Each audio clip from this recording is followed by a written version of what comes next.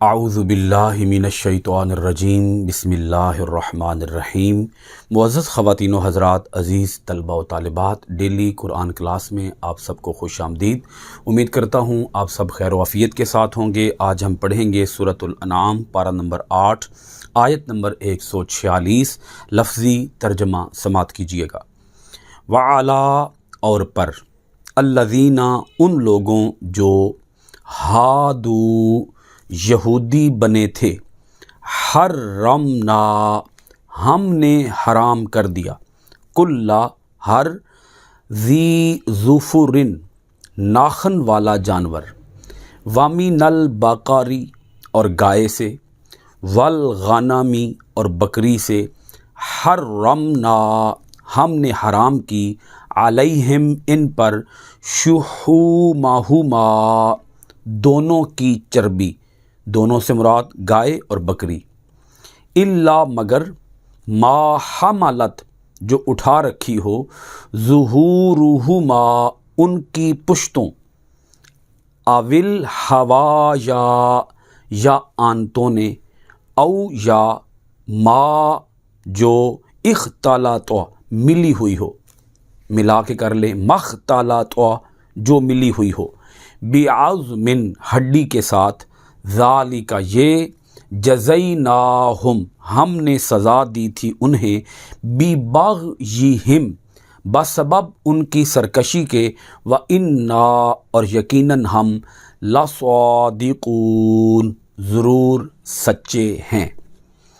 معزز ناظرین کرام، آیت مبارکہ کا ربط آیات یہ ہے، اللہ رب العالمین پچھلی آیت کے اندر یہ بات بتا چکا ہے کہ مشرکین جن جانوروں کو اپنی مرضی کے ساتھ، اپنی خواہش کے ساتھ حرام قرار دیتے تھے اور دعویٰ یہ کرتے تھے کہ یہ شریعت ابراہیمی کے اندر ان چیزوں کو حرام کیا گیا تھا، بتا دیا گیا کہ شریعت ابراہیمی کے اندر تو 4 قسم کی چیزیں حرام تھیں۔ یہ جو تم نے اور مختلف جانوروں کو حرام کر رکھا ہے، یہ تم نے محض اپنے جھوٹے دین کو فروغ دینے کے لیے اور لوگوں کے اندر اپنی اس جھوٹی شریعت کو نافذ کرنے کے لیے تم نے خود سے یہ احکام اور یہ مسائل گھڑ رکھے ہیں، اور تم نے خود سے یہ احکام کہ یہ جانور بھی حرام ہے، یہ جانور بھی حرام ہے، یہ تم نے خود سے گھڑ رکھا ہے۔ اس پر تمہارے پاس کوئی اصل، کوئی سند موجود نہیں ہے، اس پر تمہارے پاس کوئی ثبوت موجود نہیں ہے، شرعی ثبوت، کوئی آسمانی صحیفہ، کوئی آسمانی وحی تمہارے پاس موجود نہیں ہے، تو محض جھوٹ کے اوپر اپنے اس جھوٹے دین کو کھڑے کیے ہوئے ہو۔ اس کی بنیادیں جھوٹ پر کھڑی ہیں، اس کی بنیادیں ظلم پر کھڑی ہیں، شرک پر کھڑی ہیں، تمہارے جھوٹے دین کی بنیادیں۔ ابھی اس آیہ مبارکہ کے اندر ایک سوال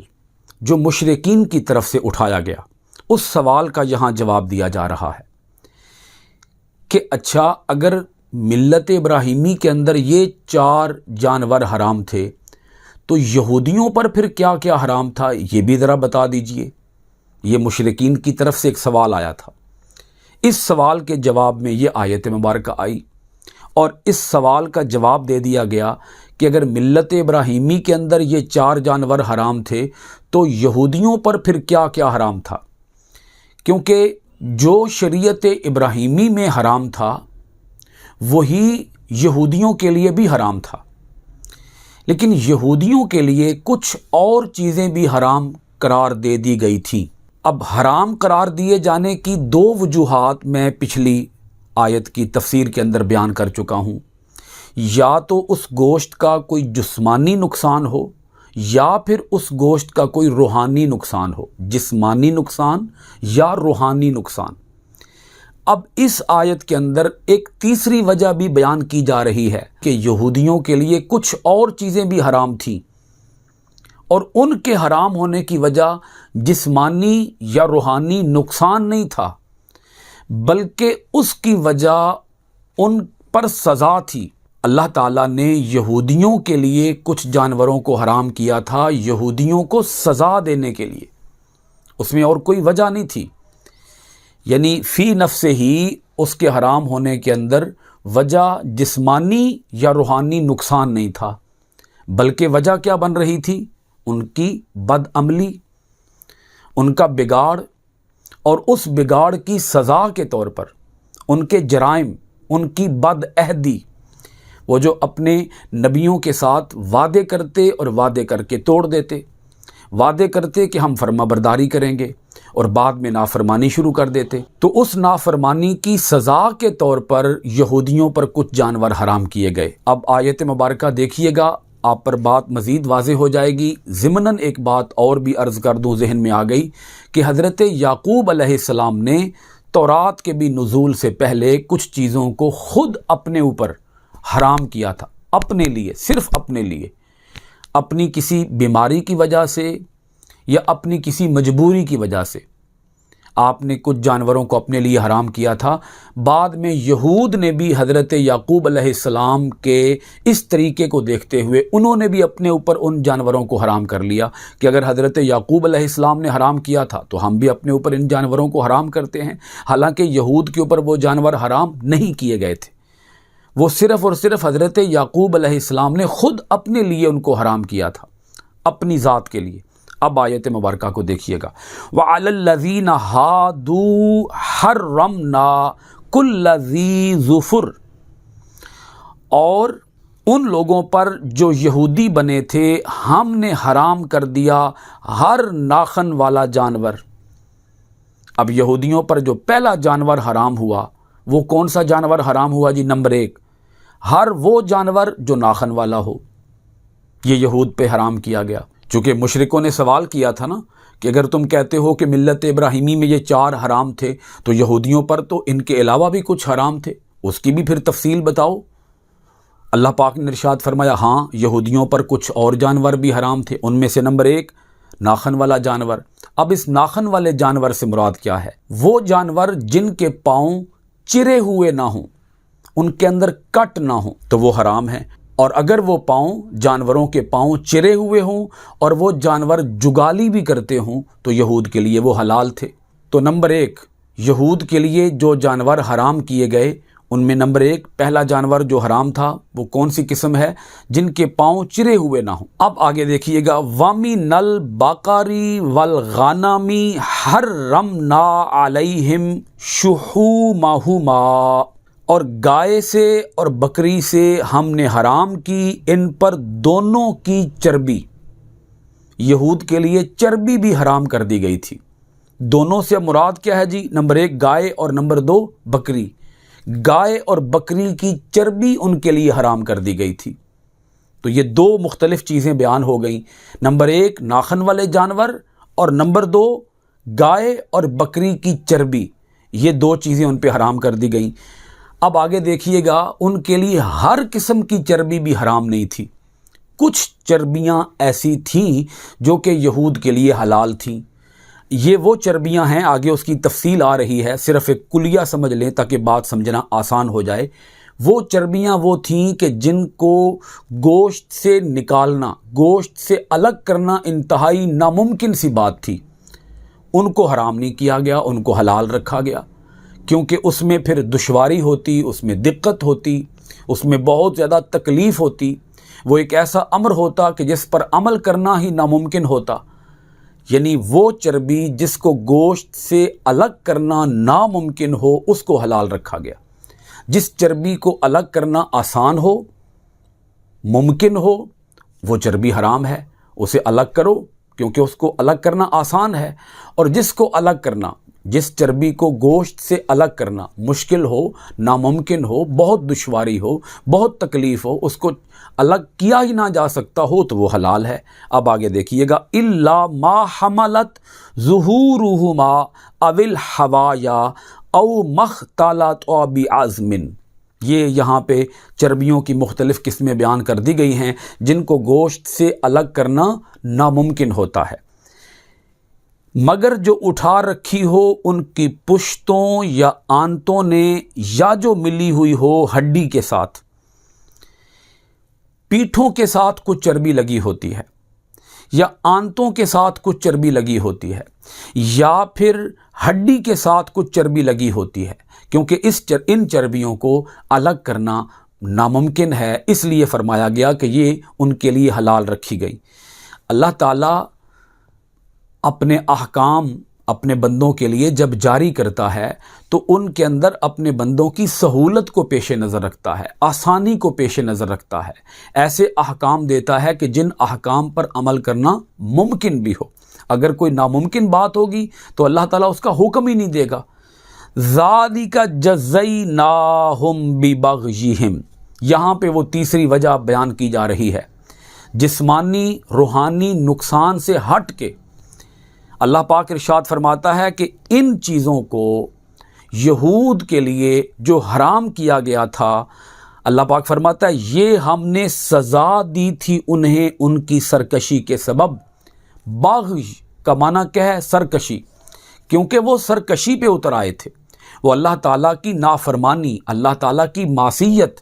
اللہ تعالیٰ کی خلاف ورزی، مخالفت پہ اتر آئے تھے، تو اس لیے ان کے اوپر ان چیزوں کو حرام کیا گیا، ادروائز ان چیزوں کے حرام کرنے کی کوئی وجہ نہیں تھی۔ اس کے بعد اللہ پاک نے ایک بڑی اہم بات ارشاد فرمائی، وَإِنَّا لَصَادِقُونَ، اللہ پاک فرماتا ہے اور یقیناً ہم سچے ہیں۔ یہ بات اس لیے کی جا رہی ہے زور دے کر، پوری تاکید لگا کر، یقین اور وثوق لگا کر یہ بات کی جا رہی ہے۔ اللہ پاک فرماتا ہے اے محبوب آپ ان کو فرما دیجئے ہم سچے ہیں، یعنی اللہ رب العالمین سچا ہے۔ اے مشرکو تمہیں کیوں یقین نہیں آتا اس بات پر کہ جو بات اللہ فرماتا ہے وہ بات سچی ہوتی ہے؟ تم اللہ کی طرف جھوٹی باتیں منسوب کرتے ہو، جبکہ اللہ تعالیٰ اپنے احکام اپنے پیغمبر پر، حضور نبی اکرم صلی اللہ علیہ وآلہ وسلم پر جب اپنے احکام کو جاری فرماتا ہے تو اللہ تعالیٰ کوئی جھوٹی بات کہتا ہی نہیں ہے۔ یعنی ایسا نہیں ہے کہ سنت ابراہیمی کے اندر وہ جانور جن جانوروں کو مشرکوں نے اپنی مرضی سے حرام کر رکھا تھا، وہ جانور سنت ابراہیمی کے اندر یا ملت ابراہیمی کے اندر وہ حرام نہیں تھے۔ معاذ اللہ، اللہ تعالیٰ جھوٹ بول رہا ہے۔ اللہ پاک زور دے کے فرما رہا ہے ہم سچی بات کہہ رہے ہیں، تم جھوٹی بات کہہ رہے ہو۔ اے مشرکو تم جن جانوروں کو حرام بناتے ہو، صائبہ کو یا بحیرہ کو یا حام کو، جن جانوروں کو تم حرام بناتے ہو، جس بیس پر تم حرام بناتے ہو وہ بیس ہی نہیں ہے، وہ اصل ہی نہیں ہے۔ یعنی کسی جانور کو اگر بت کے نام پر وقف کر دیا گیا ہے تو اس کو کہنا کہ یہ اب حرام ہو گیا ہے، مردوں کے لیے یہ حلال ہے، عورتوں کے لیے یہ حرام ہے، یہ جو تم نے مسائل بنا رکھے ہیں یہ ملت ابراہیمی کے اندر نہیں تھے، نہ ملت ابراہیمی میں تھے، نہ شریعت موسوی میں تھے، نہ حضرت ابراہیم علیہ السلام کے صحائف کے اندر ان کا ذکر آیا، اور نہ حضرت موسیٰ علیہ السلام کی کتاب تورات کے اندر ذکر آیا۔ یہ تم نے خود اپنے پاس سے یہ احکام گھڑے ہوئے ہیں، مان جاؤ کہ یہ احکام تم نے خود گھڑے ہوئے ہیں، یہ تم جھوٹے ہو ان احکام کے بنانے کے اندر، ان احکام کے وضع کرنے کے اندر، یہ تم نے خود بنائے ہیں، تم نے خود گھڑے ہیں۔ ان کا آسمانی صحیفوں کے ساتھ، آسمانی وحی کے ساتھ، اللہ رب العالمین کی نازل کردہ تعلیمات کے ساتھ دور دور کا بھی کوئی اثر نہیں ہے، کوئی تعلق نہیں ہے، کوئی واسطہ نہیں ہے، کوئی ربط نہیں ہے۔ تم نے خود ان احکام کو اپنے پاس سے گھڑ لیا ہے، گھر میں بیٹھ کے تم خود ہی اپنے پاس سے مسائل کو بناتے رہتے ہو، گھڑتے رہتے ہو۔ اللہ پاک نے ارشاد فرمایا ہم اپنی بات کہنے میں سچے ہیں، ہماری بات سچی ہے، تم اپنی بات کے اندر جھوٹے ہو۔ اللہ پاک نے دونوں شریعتوں کے حوالے سے یہ بات واضح فرما دی، ملت ابراہیمی کے حوالے سے بھی اور شریعت موسوی کے حوالے سے بھی ان کو بتا دیا گیا کہ تم نہ حضرت ابراہیم علیہ السلام کے طریقے پر ہو، نہ حضرت موسیٰ علیہ السلام کے طریقے پر ہو، تمہارے پاس کوئی الوہی تعلیم نہیں ہے، کوئی پیغمبرانہ تعلیم تمہارے پاس نہیں ہے، یہ شرکیہ احکام ہیں، تمہاری شرک پر کھڑی، شرک پر مبنی یہ شریعت ہے جس کی کوئی بنیاد نہیں، کوئی اصل نہیں، کوئی سند نہیں۔ اب چونکہ احکام پوری طرح سے واضح کر دیے گئے، بات پوری طرح سے واضح کر دی گئی اور مشرکین سے کہہ دیا گیا کہ ان احکام سے توبہ کر لو، ان احکام سے باز آ جاؤ، مان جاؤ، اعلان کر دو کہ یہ احکام ہمارے خود ساختہ ہیں، گھڑے ہوئے ہیں، ان کا شریعت کے ساتھ، دین کے ساتھ کوئی تعلق نہیں ہے، مگر یہ شبہ موجود تھا کہ یہ نہیں مانیں گے، مشرکین اس بات کا انکار کر دیں گے۔ اللہ پاک نے اگلی آیہ مبارکہ کے اندر یہی بات صراحت کے ساتھ بیان فرمائی، فَإِن كَذَّبُوكَ، پھر اگر وہ جھٹلائیں آپ کو، اے پیارے محمد صلی اللہ علیہ وآلہ وسلم، چونکہ ان کی ہڈیوں کے اندر یہ چیز رچ بس چکی ہے آپ کی نافرمانی کرنا، آپ کی بات کو جھٹلانا، لہذا یہ آپ کی بات کی تکذیب ہی کریں گے، آپ کی بات کو نہیں مانیں گے۔ یہ بات قبل از وقت کہہ دی گئی کہ اگر وہ آپ کی بات کو جھٹلا دیں، کیونکہ انہوں نے ہے جھٹلانی ہی، تو اگر وہ آپ کی بات کو جھٹلا دیں، فَقُلْ، تو آپ فرما دیجئے، رَبُّكُمْ، تمہارا رب، ذو رحمت واسعہ، بہت زیادہ کشادہ رحمت والا ہے، ولا يرد، اور نہیں ٹالا جا سکتا، بأسہ، اس کا عذاب، عن القوم المجرمین، اس قوم سے جو جرائم پیشہ ہو۔ چونکہ مشرکین کا ایک مغالطہ یہ تھا کہ ہم مدت دراز سے، ایک بڑا طویل عرصہ، طویل زمانہ ہو چکا ہے ہمیں انہی شرکیہ عقائد کے ساتھ ہم جڑے ہوئے ہیں، یہی شرکیہ احکام، مسائل ہم لوگوں کے سامنے بیان کرتے ہیں، اللہ تعالیٰ کا کوئی عذاب تو نہیں آتا، کوئی پکڑ تو نہیں آتی، تو بتا دیا گیا کہ یہ ہے مہلت، یہ ہے ڈھیل، یہ ہے اللہ کے عذاب میں تاخیر، جو تمہارے عذاب کے اندر تاخیر کی جا رہی ہے، یہ تاخیر اس لیے کی جا رہی ہے کہ تمہارا رب بڑی رحمت والا ہے، کشادہ رحمت والا ہے، ذو والا رحمت، رحمت واسعۃ، کشادہ، ربکم، تمہارا رب وہ بڑی مہر والا ہے، تمہارا رب وہ بڑے کرم والا ہے، وہ بڑا مہربان ہے، وہ ایسا بادشاہ نہیں ہے کہ جس کو کوئی ڈر ہے کہ میں نے اگر ان کو فی الفور عذاب میں مبتلا نہ کیا تو یہ لوگ کہیں میرے اوپر حاوی نہ آ جائیں۔ اللہ تعالیٰ کو کوئی ڈر نہیں ہے، اللہ تعالیٰ کو کوئی خوف نہیں ہے، کوئی خطرہ نہیں ہے، وہ کسی کے دباؤ میں نہیں آتا، وہ کسی کے پریشر میں نہیں آتا۔ اللہ تعالیٰ کے ہاں جو عذاب کا وقت طے ہے، عذاب اسی وقت پہ آئے گا، جو قیامت کا وقت طے ہے، قیامت اسی وقت پہ آئے گی، جو تمہاری پکڑ کا وقت طے ہے، پکڑ اسی وقت آئے گی۔ مگر یہ کہنا کہ مدت دراز سے چونکہ ہم ان شرکیہ عقائد اور شرکیہ احکام کے ساتھ منسلک ہیں، تو ہمارے اوپر اگر پچھلے کسی وقت میں عذاب نہیں آیا تو آئندہ بھی ہمارے اوپر عذاب نہیں آئے گا، تمہاری یہ سوچ غلط سوچ ہے۔ صحیح بات یہ ہے کہ جب اس کا عذاب آ جائے گا تو پھر اس کا عذاب مجرم قوم سے ٹالا نہیں جائے گا، اور نہ کسی کے رکنے سے وہ عذاب رکے گا، نہ کسی کے تھمانے سے وہ عذاب تھمے گا۔ وہ عذاب جب آ جائے گا تو وہ تمہیں اپنی پکڑ میں لے لے گا، اس وقت تمہارے پاس اصلاح کا کوئی موقع نہیں ہوگا۔ اب تمہارے پاس اصلاح کا ٹائم ہے، ان اپنے شرکیہ احکام سے تائب ہو جاؤ، شرک سے باز آ جاؤ، اس شرک کی اندھیر نگری سے باہر نکل آؤ۔ وقت ہے، مہلت ہے، ڈھیل ہے، اس ڈھیل سے اگر تم نے فائدہ اٹھانا ہے تو اٹھا لو۔ یہ ڈھیل اسی لیے تمہیں دی جا رہی ہے کہ تم خوب اچھی طرح سمجھ لو، سنبھل جاؤ، سنور جاؤ، اپنی اصلاح کر لو۔ یہ آیتیں اسی لیے نازل کی جا رہی ہیں۔ اللہ تعالی ہمیں اپنی آیتوں کے اندر غور و خوض کرنے، عمل پیرا ہونے، قرآن کے آفاقی پیغام کو دنیا بھر میں عام کرنے کی توفیقات خیر عطا فرمائے۔ سورۃ الانعام آیت نمبر 147 کلاس ختم کرتے ہیں انشاءاللہ العزیز۔ آیت نمبر 148 کے ساتھ آپ کی خدمت میں پھر حاضر ہوں گے۔ بہت شکریہ۔ السلام علیکم ورحمۃ اللہ وبرکاتہ۔